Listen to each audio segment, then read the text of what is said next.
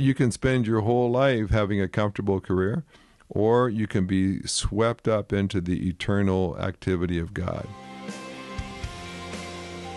This podcast is brought to you by Blackaby Ministries International. To find out more, visit blackaby.org. Well, welcome to the Richard Blackaby Leadership Podcast. My name is Sam Camp, and I'm your host. And joining me on this ever-expanding series on the book of Nehemiah is Dr. Richard Blackaby. Yes, Sam, I'd say there's a wall there, but it's not there yet. We got to get a little further into Nehemiah. Yeah, so. you gotta anticipate those puns a little bit there. But a wall is coming. A little foreshadowing there for what is to come. But before we dive in, well, actually, if you've been listening the past couple of episodes, we've been going through the life and leadership of Nehemiah. Just one of those fascinating characters in biblical history. And I'm seeing things, already that has just never stood out to me before in the book as we've been going through it, and just little almost throwaway things that are just really fascinating and sort of the story that Nehemiah is telling here. But before we start chapter 2 of Nehemiah, I'll let folks know that we have a coaching workshop coming up this fall. blackabycoaching.org. It is filling up, and there is still a early bird special, so we'll leave links to that in the show notes. Even if you're not a coach or think of yourself as coaching, if you work with people, it's a critical skill to learn how to ask better questions, to lead people onto God's agenda, and so I'll leave that there for folks to check out in the show notes. But Richard, chapter 2 of Nehemiah. Yeah. Take it away. All right. Chapter 2, verse 1, during the month of Nisan in the 20th year of King Artaxerxes. And so this would have actually been the first month of the year in Persia. Probably around, for them, it would have been, or for us, it would have been around March, April time frame. But to me, a side note, it makes sense that March, April would be the beginning of a new year because that's spring. Yeah. And yeah. I've always... it's a very agrarian society. Yeah, so right. Yeah, it's all built It's always around odd that, the new year, fresh start, and it's like the dead of winter. Yeah. For the northern for hemisphere. For us, yeah. Least. Yeah. For them, it's beautiful. Everything's fresh and new. But and so that would have been about 4 months from chapter 1. So Nehemiah learns this devastating news about Jerusalem, and then 4 months passes. And I that is something I think as leaders, and certainly for me, I need to meditate on a bit, because I think me, if I know something needs to get done, like my feet are in motion, like let me get it done. Yeah. To wait 4 months to get something done, I'd be humiliated that I sat on something for 4 months. Yeah. But unless there was just a really good reason. But I think Nehemiah does have a good reason, and we're going to find out that he's going to be doing a lot of research, thinking through, praying, seeking direction from God. And he's going to be remarkably successful once he begins. And I've often felt like, God is a God who prepares. And I think when I see some leadership fails that take place, often it's because there wasn't proper preparation, wasn't proper prayer time. And so, I think we want to make sure we don't miss the fact that Nehemiah is going to take 4 months before he does anything. And in my mind, the way I'm wired, it would be like, hey, you're there to lead, get leading. But he wants to lead successfully. Yeah, God's put it on your heart. You've mourned about it. You know this is the right thing. Yeah, what are you doing? So get going. But he's going to take 4 months. And we'll see in a moment that's going to be a very well spent 4 months. The other thing is that this is King Artaxerxes, and his father was King Xerxes. And Xerxes, his dad, is the king of Persia that married Esther. And Xerxes is also the king that will ultimately suffer a humiliating setback when he fights against the Greeks. And so some 20 years or so, he reigns around 20 or so years. and ultimately he's going to be assassinated. So Esther's husband ultimately gets killed, and the guy who kills him, I think, is like in charge of his royal bodyguard or something like that. An inside job. Yeah, which often was the case. And apparently Artaxerxes was the second son. His older brother was Darius, and the guy who kills Xerxes is going to encourage Artaxerxes to kill his older brother so that he can be the king. And so apparently he does. So that's all important to realize, because Artaxerxes is only the emperor because people conspired against his dad and he conspired against his brother. And so when you live by the sword, when you live by conspiracy, you can die by conspiracy. And so you're going to be very, very alert to any signs that someone is trying to do to you what you did to the guy before you. And so this is the king Artaxerxes. And one other thing to know about him, just historically, is that that under in an earlier period, I believe maybe under Ezra, that they have been trying to rebuild the walls. They tried to make some effort to restore Jerusalem, and it was actually the emperor Artaxerxes who stopped the building of the wall. Put out a decree to make it stop.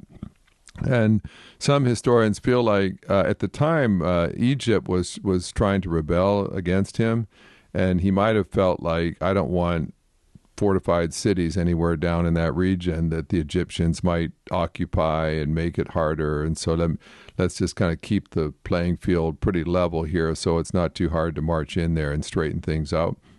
So for whatever reason, Artaxerxes himself had actually passed a decree not to build walls in Jerusalem. So all of that context kind of helps you understand why maybe Nehemiah took 4 months before going in. And essentially he's going to be asking the emperor to rescind a decree that he's already made. And in fact, if you know the phrase, the law of the Medes and Persians, what that meant was typically when a Persian emperor makes a decree, they don't change their mind. It's permanent. So just to get a sense of the magnitude of what Nehemiah is up against, he's got to ask an emperor who's not inclined to ever change his mind to change his mind, and to fortify a city that earlier he thought might be a threat if it was fortified. And so that's just some of what he faces. So it says, when wine was set before him, I took the wine and gave it to the king. I had never been sad in his presence.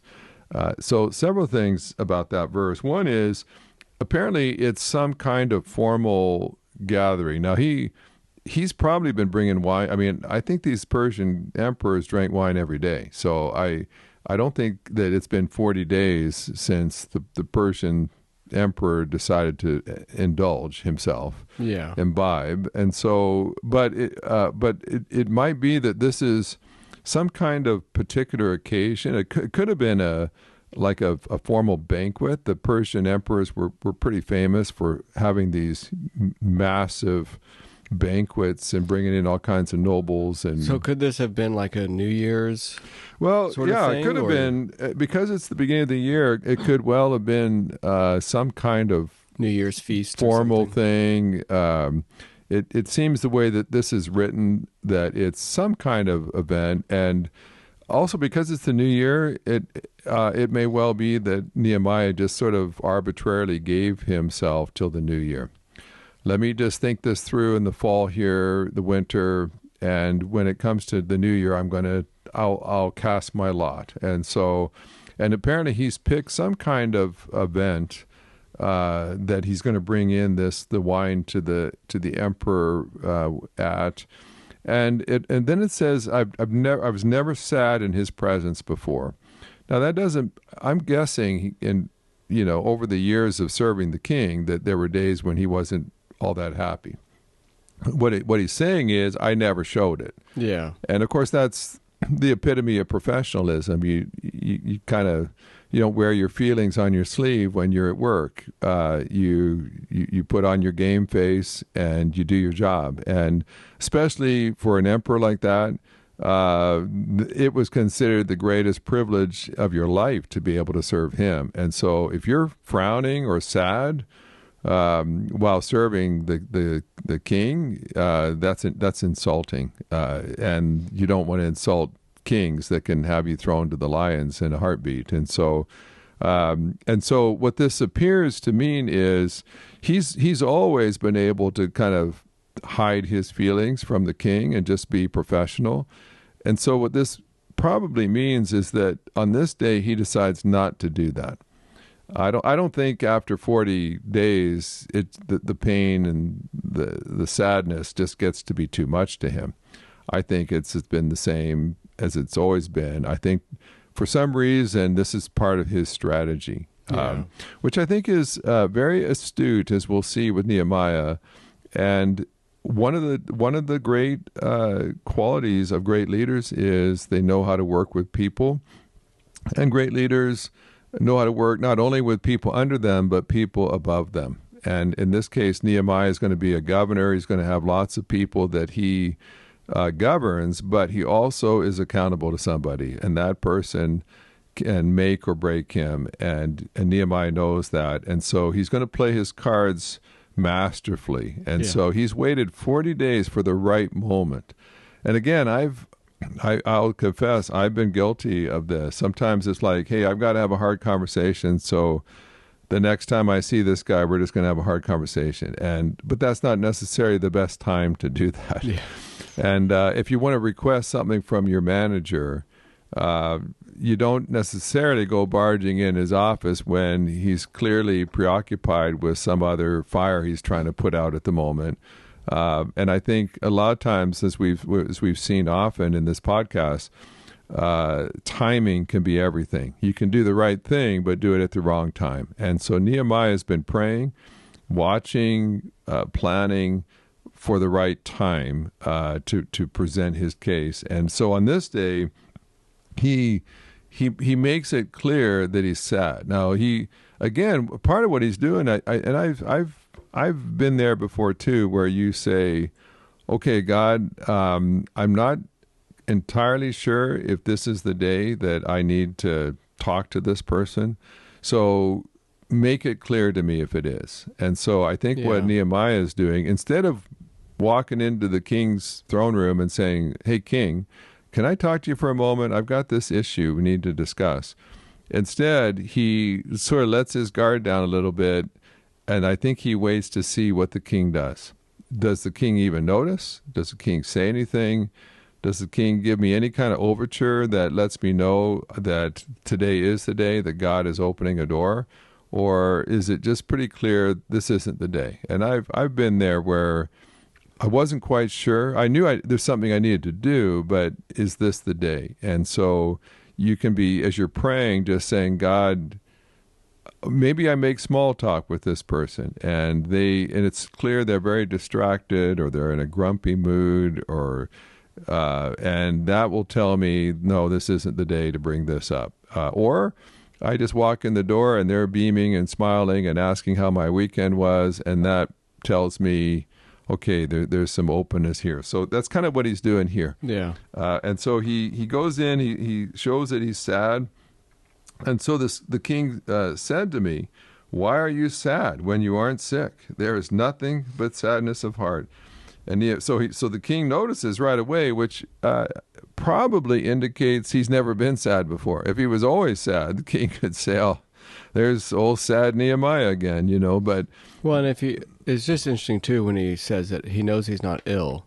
Yeah. So I don't know if there's anything more to that, but if he's been watching him at least for a little while, he's not sick. Yeah, but he's not well either. So the king and I'm just going to guess, if your dad was assassinated by one of his trusted servants, you're going to be always aware of your servants and any change in their countenance. You're going to pay close attention to them. is this guy just smiling as he's hiding, murderous plans beneath the surface, or and so for whatever reason, and apparently he trusts Nehemiah, and he's going to be very generous with Nehemiah. So it looks like he may like him. Yeah, and he may know him well way. enough. Yeah. I mean, you wouldn't say they were friends necessarily, but and we can just underline this as well.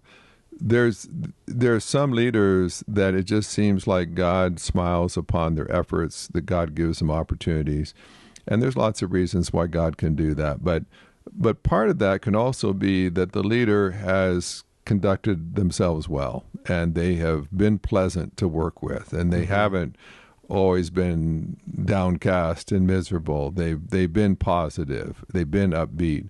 And when you work for someone and you're always upbeat and you're always on top of things and professional, then when a time comes when you perhaps have to make a request, clearly it doesn't guarantee it, but it's going to be much more likely. And so, but it says that Nehemiah says, I was overwhelmed with fear and replied to the king. So now he's overwhelmed with fear because he doesn't know how this is going to go. And literally, Nehemiah's life could be on the line.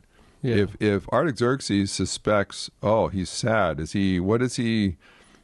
what's he contemplating here? Is he sad, or is he stressed, or is he fearful because he's thinking about murdering me? Is he a part of a conspiracy? Does he know something bad that I don't know? And so there are times where a king, if you lose favor with the king, it can be very difficult to get that favor back. And you may not only lose your job. Yeah. And so Nehemiah, I think, knows, okay, this is it. I've cast my lot here. For better or worse, it's all going to come down now to my answer, what I say. And so he says, may the king live forever. Now, Nehemiah, man. You know that's not a bad thing to start off saying, because the last servant for Artaxerxes' dad didn't feel that way. He didn't want the king to live forever. So he is saying, first of all, king, I want you to be around a long time. This is not about you. I'm not in any way sad related to you and what you've done. Is kind of what he's saying. He's trying to put the king at ease, and he says, but why should I not be sad when the city where my ancestors are buried lies in ruins and its gates have been destroyed by fire? And now that's interesting, too, because he could have just said Jerusalem. He doesn't mention the city. Now, it's going to be obvious because he's Jewish and the king knows where Nehemiah has come from. But as I said earlier, this same king is the one who passed a law saying you couldn't rebuild the city. So Nehemiah, again, he's doing everything he can to be tactful and not embarrass the king, not make it awkward, not say, well, remember when you foolishly passed that law and now look at my city, it's all your fault, king. Obviously he doesn't want to go that way or even imply that. And so he doesn't mention the city, he doesn't want to go there. He talks about his ancestors, his parents and grandparents, and that their graveyard is open to being trampled upon by wild animals or by just foreigners or foot traffic, and so he's just presenting it as this is a personal thing for me and my family, and it can be seen as a noble thing because you can be loyal to your grandpa that's buried back in the family cemetery plot and still be loyal to the king. And so he's not trying to make it an either or thing. Well, it's interesting that he almost invites, like the way that he words this, and again, this is translation, but at least how our Bible words it, it almost invites empathy from the king. Yeah. Rather than just telling the king what the problem is. Yeah. It's like, well, wouldn't you be upset if your ancestors, where they're buried, it's ruined and there's no gates to protect the city? I think you have to really admire Nehemiah. There's some real tact going on here. Yeah. And of course, he's thought about this. He's thought about his approach. He's thought, if I appear sad and I get asked, if I'm given an opportunity to explain why, what's the angle I'm going to take? What would be most likely to be received well? Yeah, well, what would be offensive? It reminds me too of I took a like business communication class back in the day, and it was like, I don't know, 80% or whatever of communication is knowing your audience. Yeah, and I think so often we don't take the time to know our audience, and I think we're seeing here with Nehemiah, it's like he really knew his audience. Oh, he did. And he took the time to know exactly. And there's a lot, that it doesn't say here, but even like body language. If your boss is sitting at his desk and maybe you stand up and you approach him, you tower over him or her, like if you get emotional or you get threatening or there's lots of things you can do, even though you may mean well and you have good intentions, but just you can do it the wrong way and or like we said, the wrong time. And so Nehemiah has taken 4 months and prayerfully considered what approach will win me the most favor. And so verse 4, and there's a lot of drama hanging here. Everything hinges on verse 4. It says, "Then the king asked me, 'What is your request?'" Now that must have been a huge relief to Nehemiah, because the king could have said, "You ungrateful wretch, you're an immigrant, you're a refugee and an exile, and I've made you all the way to get to work in my palace, and you're sad.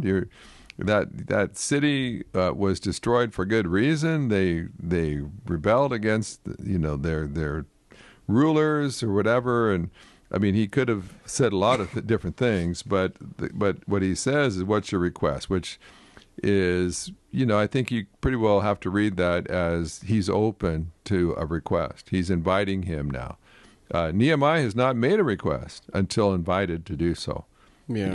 And again, that may well be his way of knowing God's will. If the king doesn't ask me what I want, then I won't tell him. I'm not going to just come up there unsolicited and say, "King, I need this from you." Well, because he's not demanding anything. He's not asking He's anything. been asked now. He's been asked, "What is your request?" And so then, very interesting, it says, "So I prayed to the God of the heavens."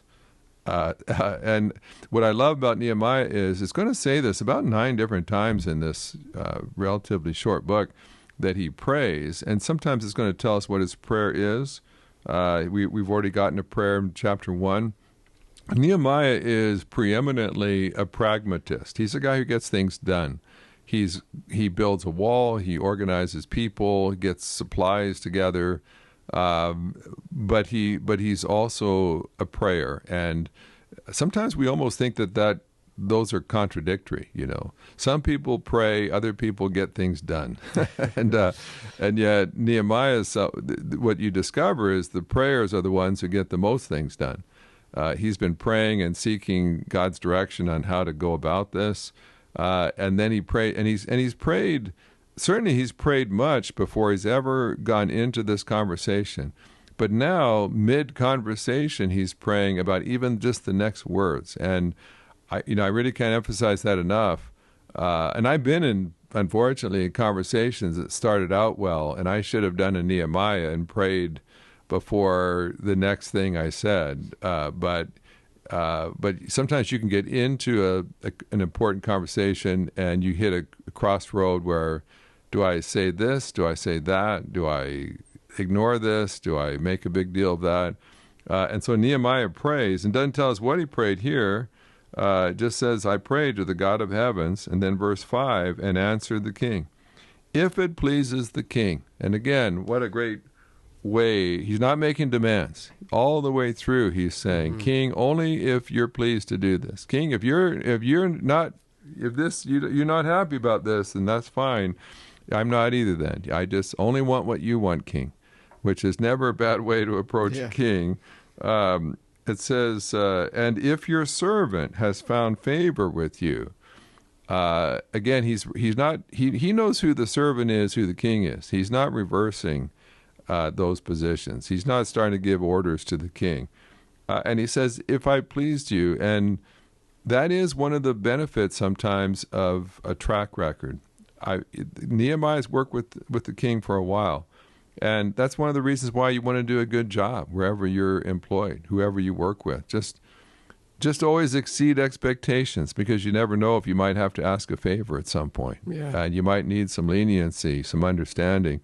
And so Nehemiah is basically now, he's cashing that in. He's saying, if after all the time I've worked with you, gone the extra mile, always been pleasant, always professional, always doing things with excellence, if I have a track record with you that has been pleasing to you, then here's what I'd like to ask. Well, and this, maybe something that's kind of thread throughout this whole exchange is he's making this very personal.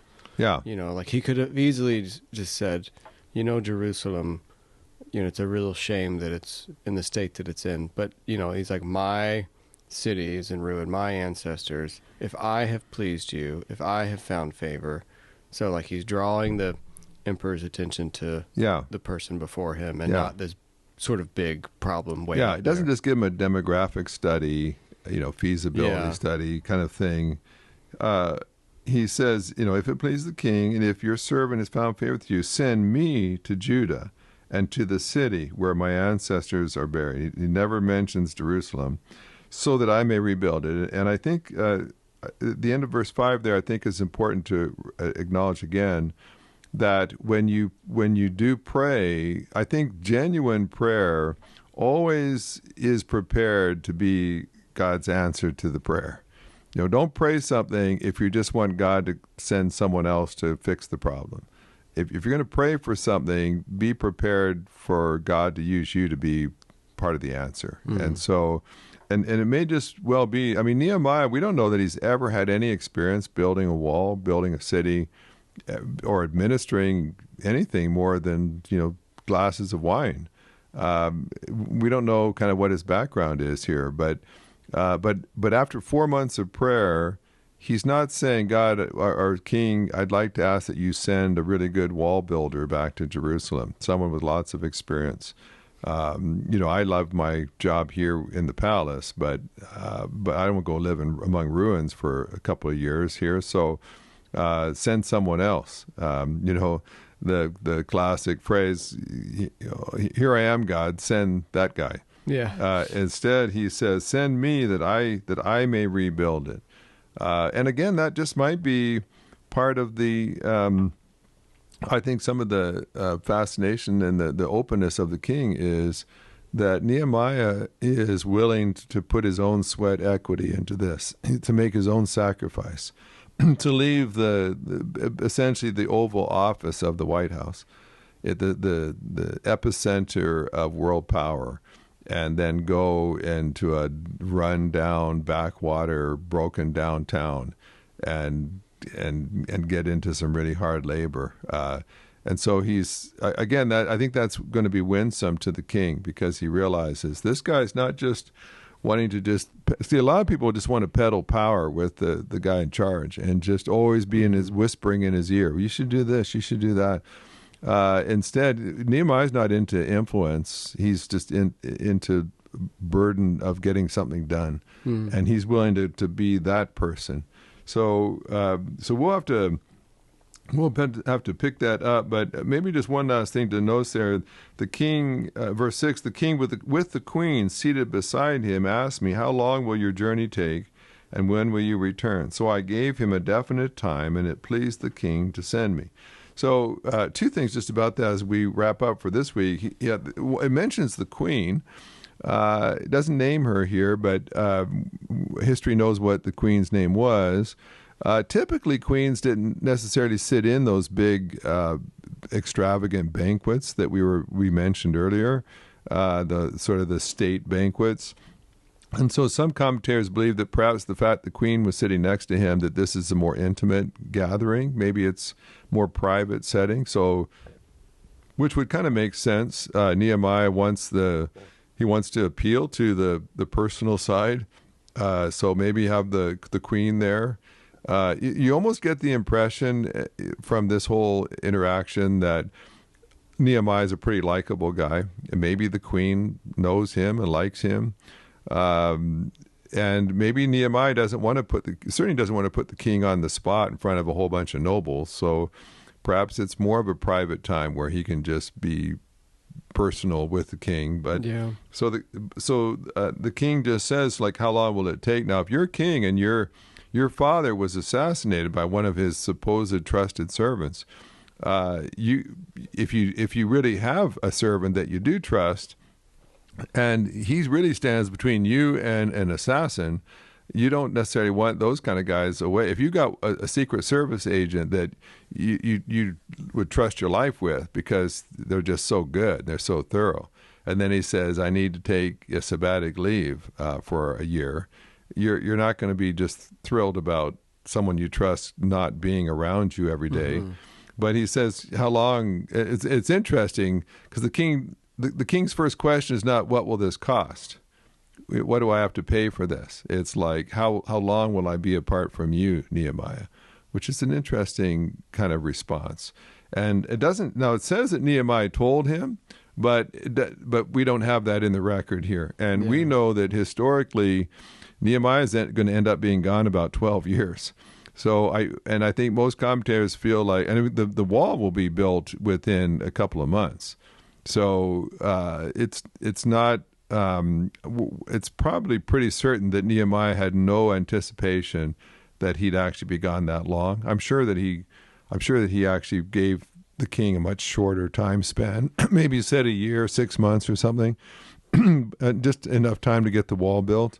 And some commentators believe that he probably came back after the wall was built and then sort of renegotiated or talked it through and realized he needed to stay longer. But again, when God begins to put something on your heart and you take a step in that direction, it could end up taking more of your life than you realized. You might have thought, I'm just going to be the interim pastor here, and now you've been the pastor for 20 years, or I'm going to just try this out, and you've got no idea that you're actually entering a doorway that will consume a large part of your life and effort and career in the years to come.